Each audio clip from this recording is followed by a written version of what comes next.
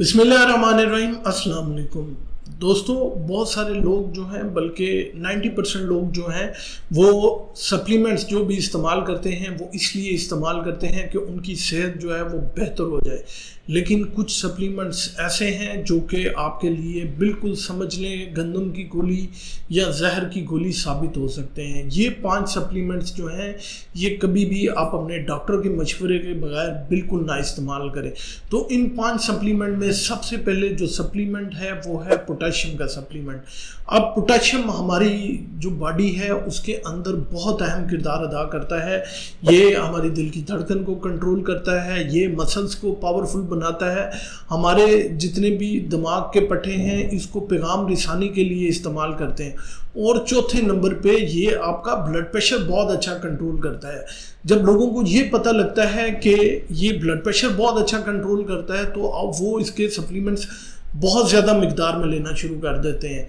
अब इसके होता क्या है, इससे होता ये है कि आपकी मसल कंट्रैक्शन जो है वो बहुत ज़्यादा डिस्टर्ब हो जाएगी। आपके दिल की धड़कन जो है वो आगे पीछे हो जाएगी, जिसे हम एट्रियल फिब्रिलेशन कहते हैं। अल्टीमेटली आपको हार्ट ब्लॉक या सडन कार्डियक अरेस्ट भी जो है वो हो सकता है। आपने अक्सर सुना होगा कि फलानी नर्स ने ये इंजेक्शन लगाया जो कि फौरन डेथ की वजह बना।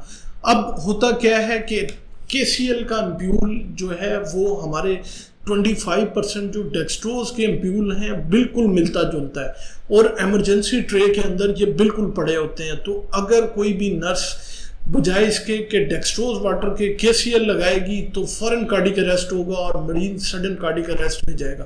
तो ये वजह बनती है। तो आपने पोटेशियम के सप्लीमेंट्स जो हैं वो बहुत एहतियात से लेने हैं अनटिल अनलेस के अगर आप अपने डॉक्टर से मशवरा कर लें। और अगर आप हाइपरटेंसिव हैं, ACE इनहिबिटर्स या ARB ले रहे हैं और पोटेशियम स्पेरिंग डायूरेटिक डेक्टोन इस्तेमाल कर रहे हैं तो इसके सप्लीमेंट जो हैं वो आपके लिए जानलेवा साबित होंगे।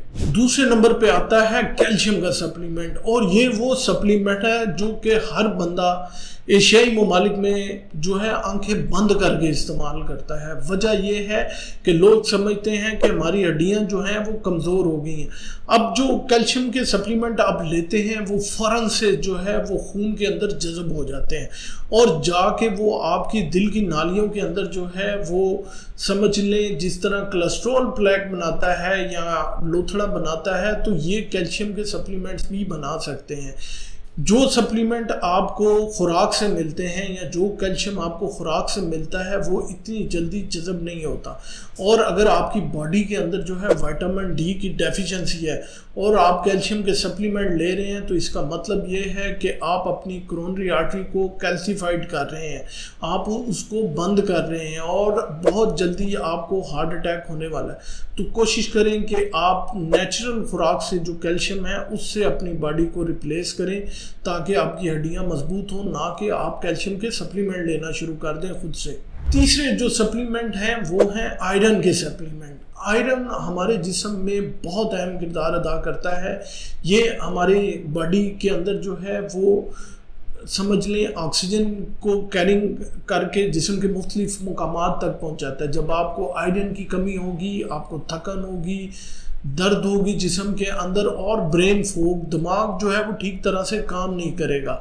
लेकिन अगर आपकी बॉडी के अंदर जो है वो आयरन बढ़ना शुरू हो गया है तो ये बहुत ज़्यादा नुकसान पहुंचाएगा आपके गुर्दों को, आपके जिगर को, आपके दिमाग को, आपकी अंतड़ियों को। तो जो हमारे मर्द हज़रात हैं और पोस्ट मीनोपॉज़ल वूमन है उनको कभी भी जो है वो टेस्ट के बगैर आयरन के सप्लीमेंट नहीं लेने चाहिए, क्योंकि आयरन डेफिशिएंसी नीमिया पोस्ट मीनोपॉज़ल वूमन में और मर्दों में बहुत रेयर होता है। तो जब भी कभी आप आयरन के सप्लीमेंट लें लाजमी अपने डॉक्टर से मशवरा करने के बाद। चौथा जो सप्लीमेंट है वो है विटामिन B3 जिसे हम नायासिन भी कहते हैं।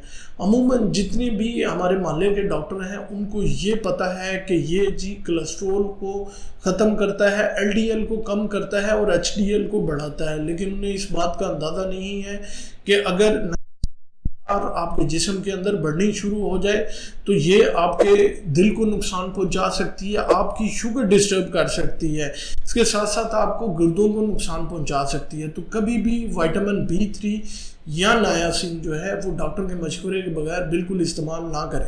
5ویں نمبر پہ میں خود بھی بہت زیادہ اپنی ویڈیوز میں کہتا ہوں کہ ہلدی کو استعمال کریں، لیکن ہلدی کو بہت زیادہ استعمال نہ کریں۔ وجہ یہ ہے کہ یہ جو ہے یہ آپ کے سٹریس رسپانس کو جو ہے وہ دبا دیتی ہے۔ سٹریس کا جو باڈی کا سٹریس رسپانس ہے وہ آپ کو مضبوط بناتا ہے، وہ آپ کو بہت زیادہ سٹرونگ بناتا ہے بیماریوں کے لڑنے سے۔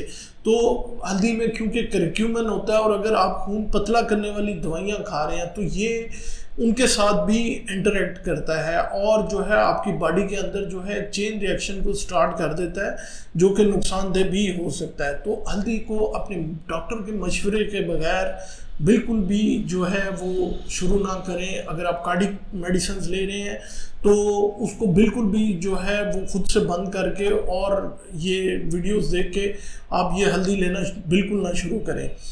آخر میں ایک بات یاد رکھیں کہ باڈی کا اپنا جو سٹریس رسپانس ہے وہی آپ کو مضبوط بناتا ہے، اور جتنا آپ کا سٹریس رسپانس مضبوط ہوگا اتنی ہی آپ کی باڈی جو ہے وہ مضبوط ہوگی۔ تو اگر آپ نے سپلیمنٹس شروع کرنے ہیں کوئی بھی، اس سے پہلے اپنے ڈاکٹر سے مشورہ کریں، وہ آپ کو ریکمینڈ کرے گا تو پھر آپ سپلیمنٹ لینا شروع کریں۔ امید ہے یہ معلومات آپ لوگوں کے لیے بہت فائدہ مند ثابت ہوگی۔ اپنا اور اپنے پیاروں کا خیال رکھیں، دعاؤں میں یاد رکھیں۔